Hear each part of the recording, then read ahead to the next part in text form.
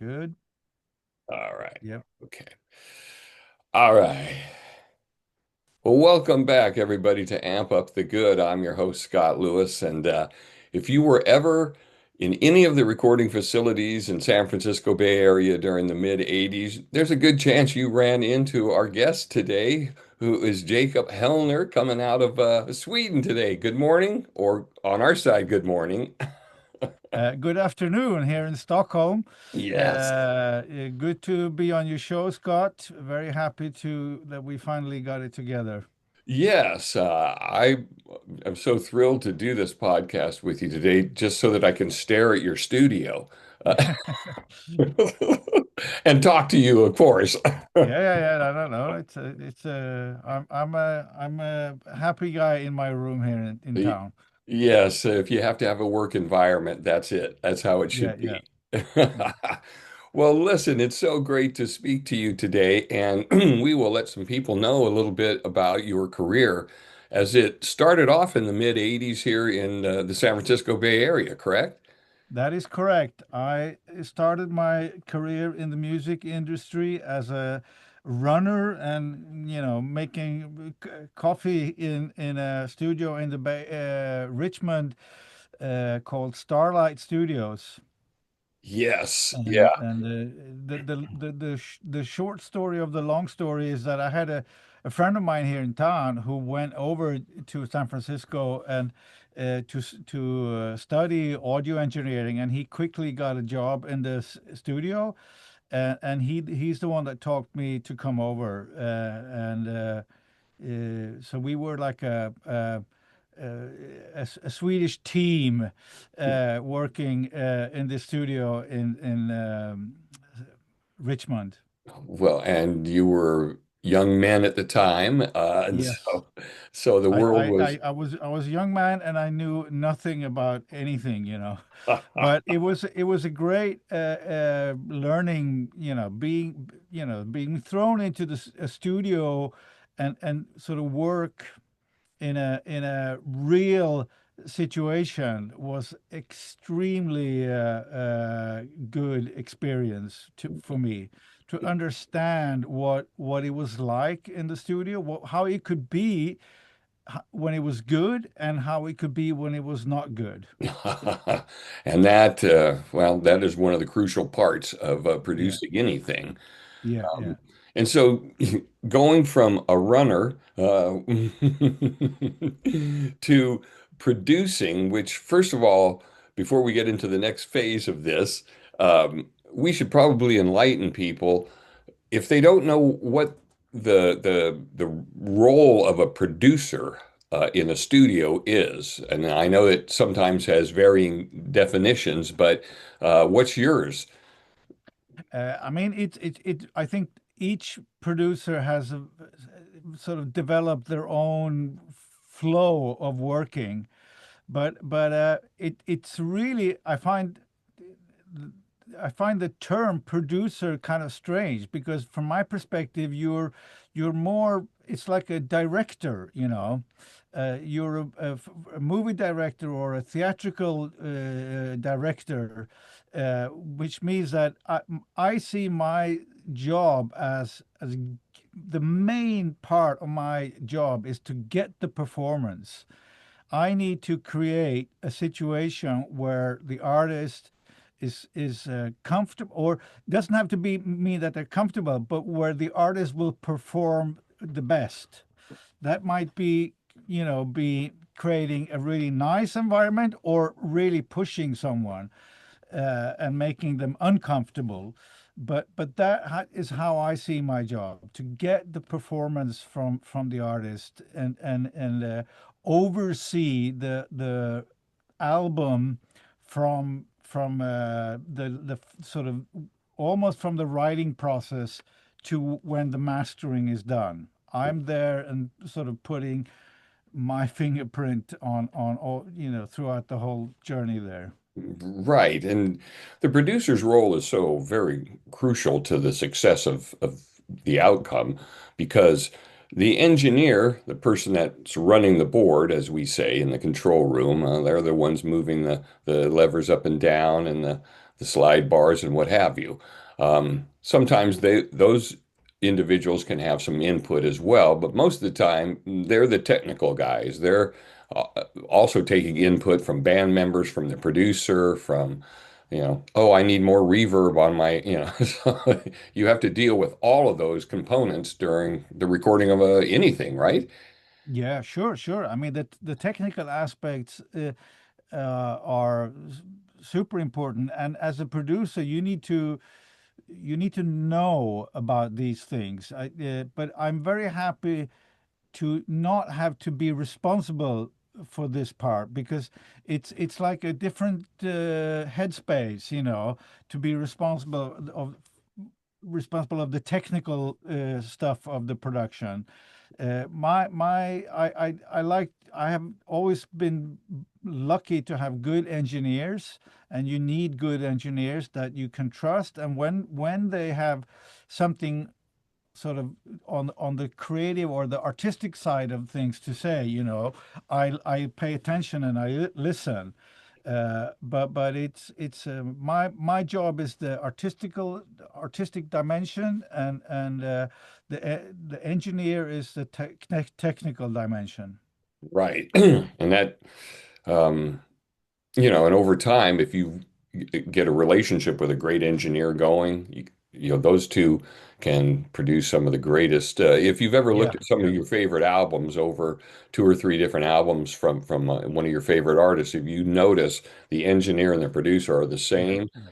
Sure. that's why it probably sounds so damn good. Yeah, no, Yeah. but it's a super important relationship, and both on the recording side, and then when it comes to the mixing side, I've also been lucky to work with some super good mixers, and especially one here in Stockholm for who's done 80% of my work. And when you know you develop it's a real close relationship you have with these people. Yeah, yep, yep. And then after you got your chops down working as a runner and then moving up the ladder, and then you went back home, and then over time you became the producer of the Grammy Award winning band Ramstein. Did I say it Yes. correct this time? Yes, you said it very well. Yes. And uh, for anybody that doesn't know about this band, they are internationally famous band. And so, get on Spotify and check out these guys. It is yeah, some kind of music. But your relationship with them and bringing them from nowhere to Grammy award-winning artists, I don't even know if we've got enough hours to. I could listen for hours, let me tell you. yeah. How was that? Because that was not it's been chronicalized. It was not an easy journey, right? No, no, no. It's making records is no matter who the artist is. Making records is tricky business, and but one, you know, I was lucky to sort of be able to stand on the sideline as an assistant in at Starlight Studios, and sort of understand that, hey, I can be good at this. You know, this is one of the first things I I uh, uh, I understood stepping into the studio there. So when we got back home, me and my buddy, we straight away started a production team, and we started remixing, and we were up and running within a year after coming home. You know, it was really quick, we were part of a scene in the late '80s and early '90s where you know, the technical side of music was changing a lot with the first computers that were not so expensive were available, and the toolbox changed, you know, Mhm. during that period, and we were really surfing that wave, and we're really good at it. And slowly, we worked our way into to album productions, and because that's always, I grew up listening to albums, and I still enjoy sort of the musical journey of an album, and in that sense, I'm old school, you know, but Uh-huh. I still want to make albums, and that's how I wanted to produce as well. So I was part of, the last wave of doing vinyl and whatever everything that sort of entitles. But I I so in the studio in San Francisco, there were basically two types of music coming through that studio. It was the local speed and thrash metal scene in San Francisco Bay Area, which was huge in those days, Uh-huh. and it was the first kind of hip hop acts, which and Bay Area was super big back in those days, in the early hip hop days. Oakland had loads of good, artists, and so these were the two kind of artists that was constantly circulating in there. And when we got back here, we kind of incorporated. We were kids of the punk era, but we were really curious and enjoyed this new music of hip hop and everything. And eventually, I produced an album with a Swedish/Norwegian artist based in Stockholm called Clawfinger. We were at the same time as Rage Against the Machine and Ooh. those types of bands, so combining sort of hip hop and guitars, and metal, Yeah. and Clawfinger ended up being super big all over Europe, and they were touring with bands like Anthrax in Germany, and yeah, and they're still around, but they ended up being, yeah, especially in Germany, a really big act. Man. And this was at the same time as Rammstein had gotten signed to a label in Hamburg, and they were looking for a producer, and uh, they wanted, uh, they had always, they always been very ambitious, and they wanted someone from the outside to come in, not some local producer. And eventually, they heard Clawfinger, and they called me up, and I agreed to come. I got some demo tapes that sounded really strange, but I liked it for some reason, and I agreed to come to Hamburg and see them in a club. And once I saw them in this club, I straight away realized that this is good shit, Yeah. So and Yeah. and so that's how I met them in the first place. And this Right. is 31 years ago, long time ago. Yeah. Well, and when you first started working with them, they weren't already making Grammy award-winning albums. Every band No, has no. to evolve, Yeah, and the producer is plays a major role in that. You're not just a pair of listening yeah, ears, and you also have to give them some guidance about where they need to take that, right? yeah, And it yeah, also for depends sure. on whether or not they will listen to you. Yeah.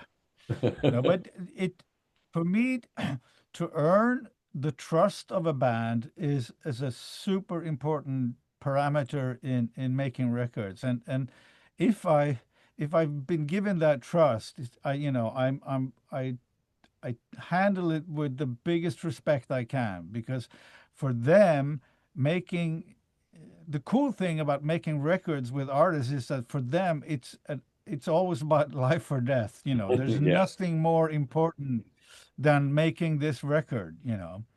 And that's the kind of mindset that you have to step into the whatever project it is. This is super important. And and I think that since I had sort of honed my skills in here in town with combining the new technology with sort of traditional bands, and Rammstein were very much in tune with that. There's six in the band, but there was the seventh member in the band was the computer, and the computer was in the rehearsal room, and it was a vital part of what they were doing. So when I met them, I had already sort of done loads of work where these two worlds had been combined. So I understood that part of what they were trying to do, and I knew how to work that into that sort of machine flavor into the organic part of a band, hammering it out. Yeah. So I think, and so that was looking back in those days, I was really sort of cutting edge. I'm not that cutting edge anymore, but without knowing it, I was really, yeah, I was curious about these new tools that were around. Well, and they're on Spotify if you're out there. Go. Last Yeah. night I was checking out their song Radio, which Uh-huh. it's just such a great intro. And then Yeah, yeah, yeah. yeah, it's a great song. Granted, it's in German, but Yeah. music is universal. You can still Yeah, tap yeah, the sure, foot to sure. it, you Yeah. know? Yeah. And but it, But they're a great band. This is so important to for the world to know that they're just a groovy unit from Berlin. yeah. And so what more than three albums did you produce for them? I did 6 albums. Six, that's right. Wow. Yeah, and That is then we did. Uh, so I was with them for 22 years, and we did 6 albums, and then we did a bunch of live productions as well, and we did 3 films, concert or like DVDs. Yeah, so it's bad. And then we came to a point where it was time to part ways, and it was a mutual decision, but we're still good friends, and I meet them. I go to their shows and so forth. But yeah, it was an incredible journey, and their dedication and the hard work that they have put in is it's I they have my respect for regarding that. It's a tough business to be in, that's for sure. absolutely.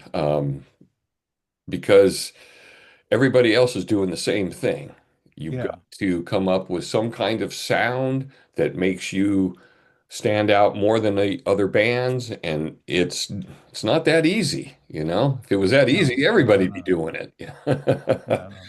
Yeah, It's a and you have to have unique talents in order to you know make it happen.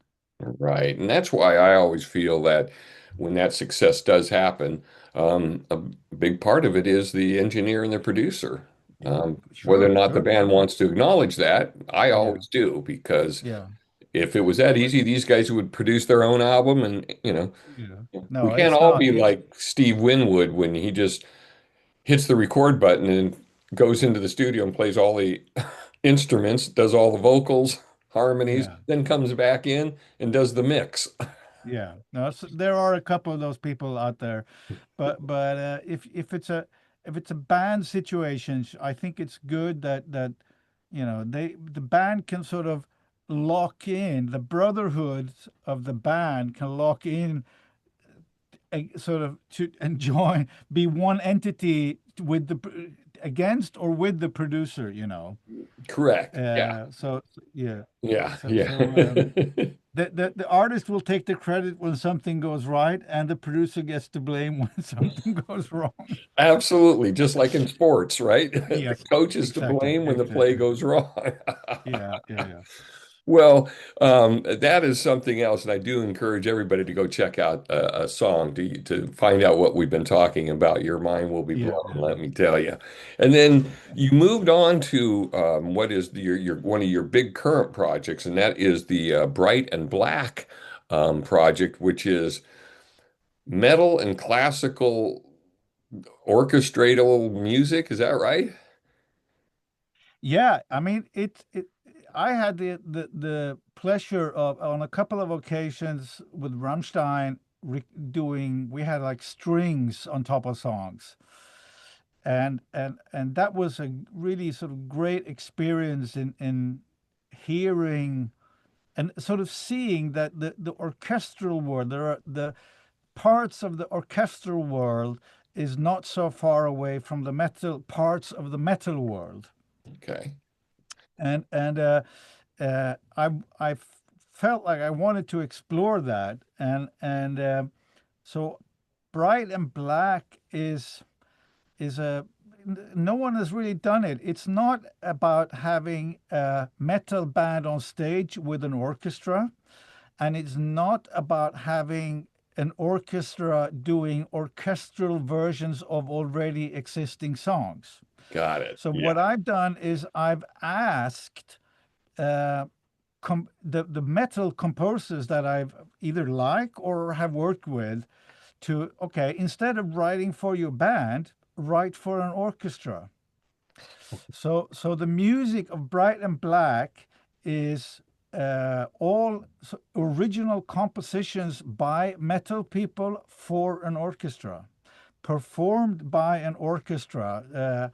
And as a soloist, we have the incredibly unique and talented Mr. Eika Toppinen from Finland, who is the founder and of the Finnish band Apocalyptica, which is they made a career. They started out 25 years ago with making a cello album.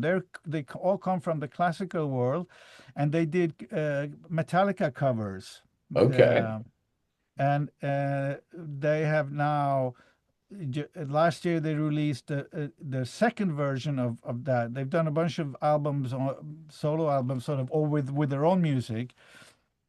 And then last year they released a 25-year anniversary of Apocalyptica plays Metallica, and with guest appearances from James Hetfield, and they had access to various other Metallica treasures, Yeah. uh, Cliff Burton bass lines and stuff like this, or Oh, his cool. recordings. And it's they're currently on tour in North America, I think. So Eika, he's a he's the perfect middleman in the sense that he comes from the classical world, but he gave up the classical world to play metal.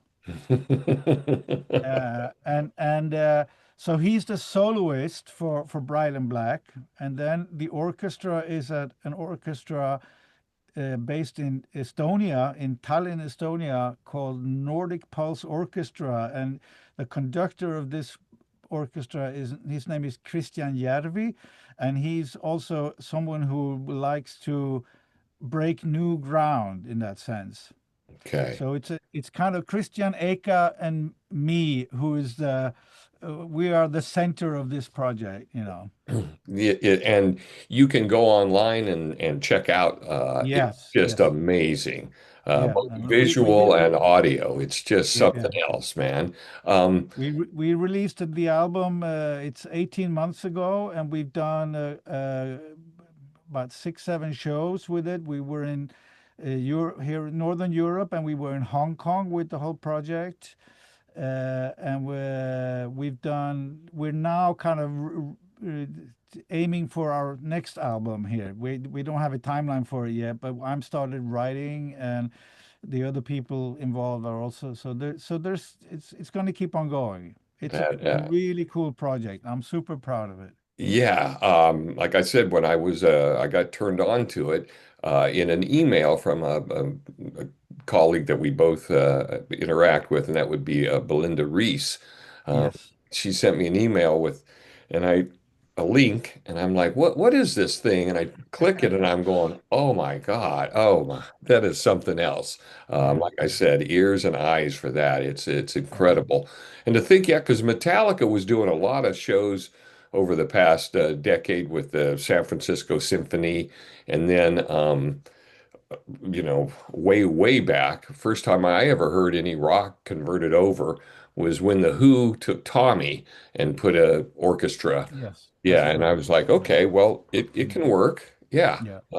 If anybody, But it is, and my point with I kind of proved my point, I think, with this project that the metal world and the orchestral world, they're not so far away. It's just it's a little bit different in the attitude and the sounds, but they both come from the same place. I think they dig the same sources, for the music. yes, because I always love to see the string players when they're so, oh, finally I get to I get to Yeah, really go at this thing as opposed to yeah, just and you can tell that they are sparked and yeah. they want to play. Yeah, and the really cool thing about Christian and his orchestra is that they perform as a band in the sense that they do not have any sheet music on stage. So they rehearse like crazy. They don't sit down. Everybody's standing up except for the cello players who need to sit down, but and the harpists need to sit down. But if you don't have to sit down, you stand up. Right. So a much more organic and dynamic experience to see this live. We just met someone last week here, by chance, a woman, older woman who is a professor here at the university in Stockholm for I don't know what, and she had been to the concert in Stockholm, and she was like, "Oh, it's the best show I've ever seen." Well, So there it was, yeah, it was really cool. yeah, that's just great. And I'm always so excited to see new directions or new ideas with music, Mm. because we cannot lose music. We all know that, No, right? no, no, no, no, no. It's Well, and here we go. With our guest from Sweden today is Jacob Hellner. We are going to get back into the amp up the good connection now. When it Mhm. comes to giving back to the community, um, you have been doing quite a bit, and that part doesn't get a much highlight. So let's throw a spotlight on it right now, huh? Yeah. No, but I mean, I think that when I started, there were no possibility to learn this stuff. There was and in Stockholm, Sweden you have to remember what Sweden was like in the 70s and the 80s. Even though we were not behind the Iron Curtain, in Eastern Europe, it was very much an Eastern European country in the sense that it Okay. was, we did not have the tradition of having assistants in the studio. Wow. So Oh, it was a really closed community, and getting your foot in the door was impossible. So for me to come to San Francisco and the mentality of the American studios, where you can get your foot in the door pretty easy. Uh, don't screw up, because uh-huh. then your foot is gonna leave straight away, and you won't get paid. Yes. But we need assistance, and if you don't mess up, you did good today. That means you can come back tomorrow. And if you don't screw up tomorrow, you can come back the day after and do another session. Yeah. So for me, that was just such a great possibility to sort of understand what this job is about. And I think that and also I have to say, what I was taught there is not possible to teach in a school, because Okay. it's a real life situation, a Hmm. real, it's and you have extreme situations, in especially in this is we have to remember, this is the East Bay in 1980s, and Richmond was a rough neighborhood, and Oakland was a rough neighborhood. So Yep. we had all kinds of weird situations in the studio, and I'm there as a representative of the studio, because the engineer was from the outside, producer was from the outside, so I'm the only one sort of representing the studio and everything that's in it. Yeah. So but nowadays there are a lot of good schools out there, and there's the possibilities for kids to at least get a glimpse of what it is like to work in the music business. And I'm more than happy to give back. So I've been doing quite a lot of seminars and lectures for various schools in Sweden, and but also for Avid in Europe, and there's the School of Audio Engineering (SAE), an Australian-based school, which with a lot of facilities around Europe. So I've been in, yeah, all over Germany. I've been in Switzerland, France, Holland. I've been in Russia, Cool. and so it's great to meet people and talk about how I sort of developed my toolbox for what I do. Right, because like you said, entering into a studio as a runner in the 80s, times have changed now. It's kids can produce records on their laptops if they want. They won't sound very good, but no. But they also need to know a little bit.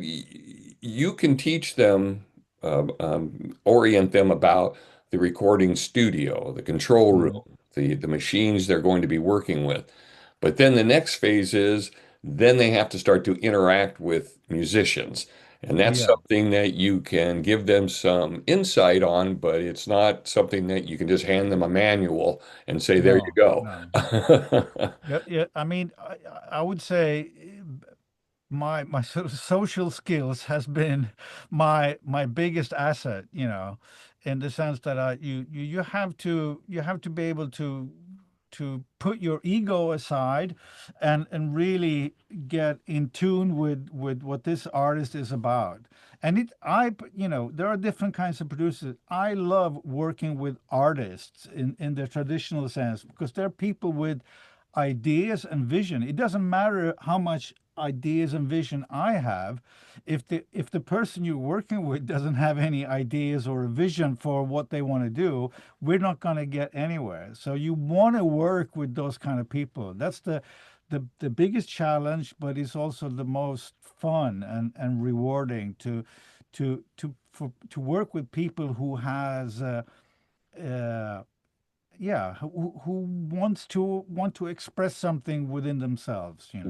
Right. And I also find that to play over too, from if you're a producer or an engineer, because you may not be the guitar player or the songwriter or any of that, but you have the ears and the input, and that is much needed. And if you make the connection with the artist, you see where it goes. You know where it goes. It goes to Grammy-winning award albums, but um, I think that giving back and lecturing and giving seminars, that stuff is key Yeah. because you can do everything you want on a computer, but it does not, to me, it that does not replace a one-to-one contact or a small group interacting face to face with somebody where you can ask your questions, you can get real feedback.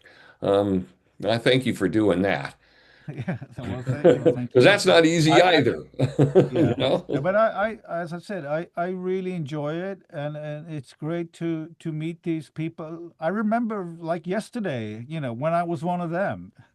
Yep. So I think it's the least I could do is share, whatever knowledge I have.